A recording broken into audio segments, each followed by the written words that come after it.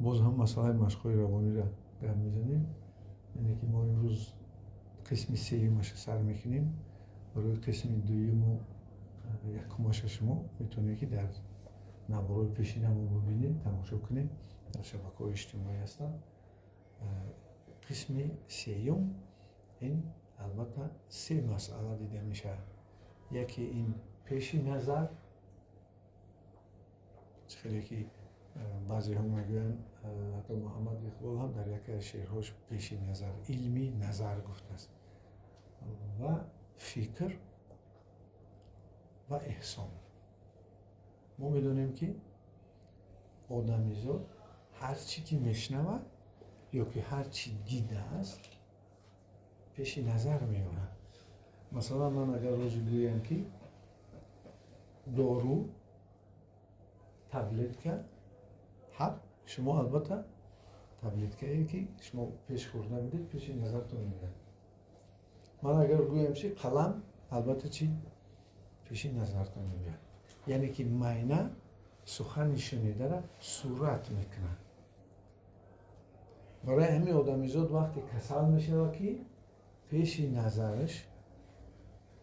نظرش در تصورات خیالاتش کسل ساخته باشه.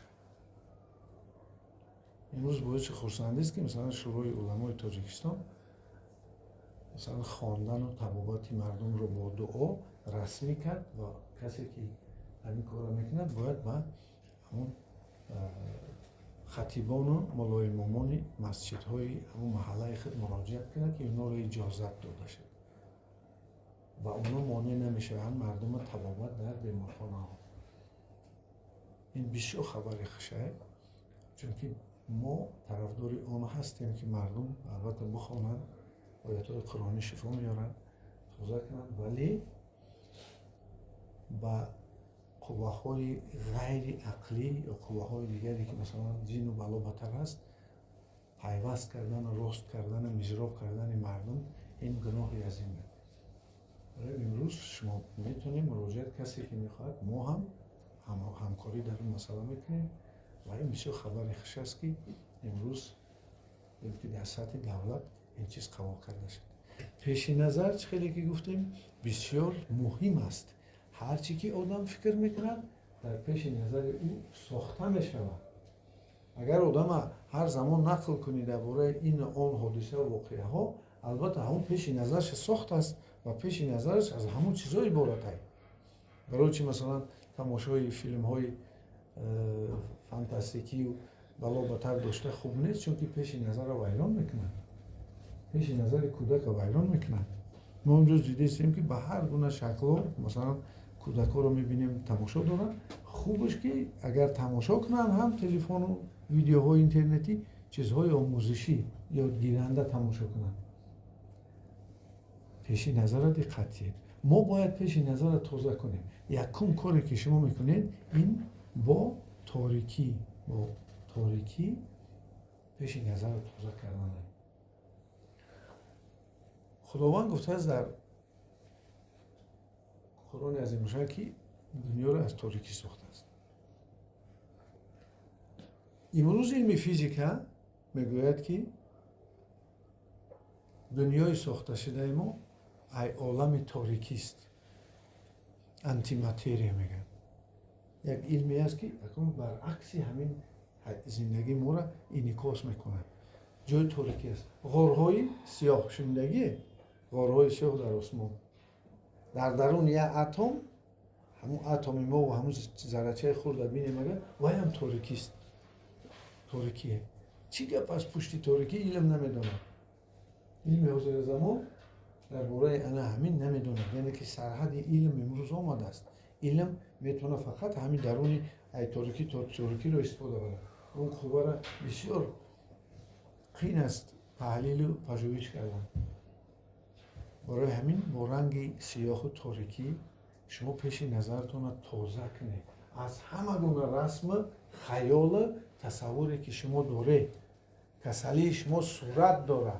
مثلا شما بعضیتون میگوید که همین فکر میکنم که همین میانم یکون چی آویزان است یا که فکر میکنید پایها مانند چی هستن؟ سنگ بر این وزمین هستن. یا اینکه کفاس سینه فکر میکنم که یگون چیز سیخ زده ایستاده است، خلانده ایستاده است، یا که یگون چیز مرا گلو جعفر کرده ایستاده است. آدمو میگن کو، یعنی پنجه را تصور میکنم که گلو جعفر کرده است. این پیش نظر شماست. با رنگ تاریک پیش نظرتون رو تازه کنید.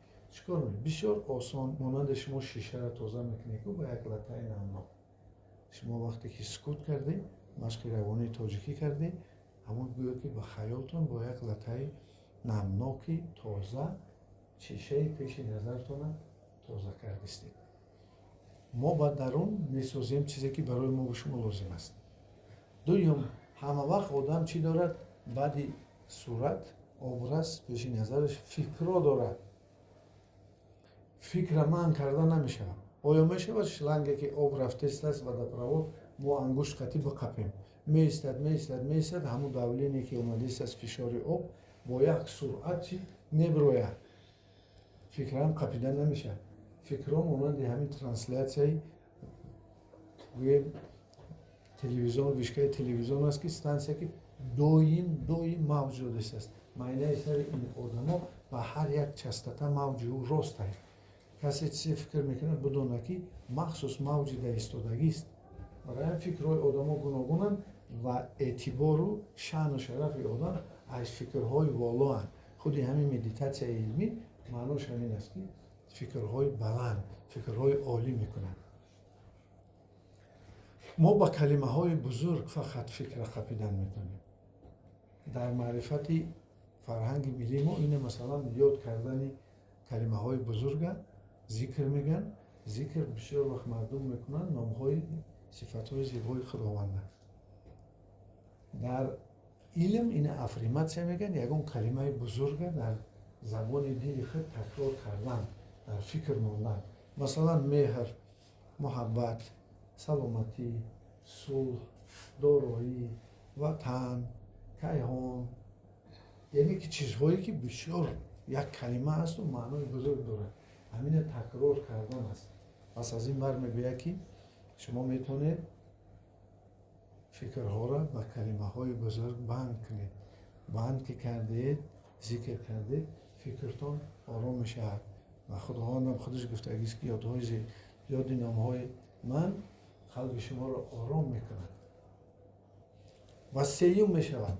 در این حالت چیزی سیوم پیش نظرت تازه شد، فکرات معنی شدن. سیوم چیز پیدا میشه؟ رابطه انسان با کیهان، با کائنات. کائنات صاحب دارد. ما اون شوری کیهان میگیم، مردم خدا میگن، در دین الله هست. در گوناگون همه خلق و همه زبان خودش خدای خودش دارد. اینه میگن احسان. احسان با آدم نمیشه. بعضا میشه که ما آدمی را حس کنیم. آدمی را. احسان این حس کردن نظری شعور کیهانه.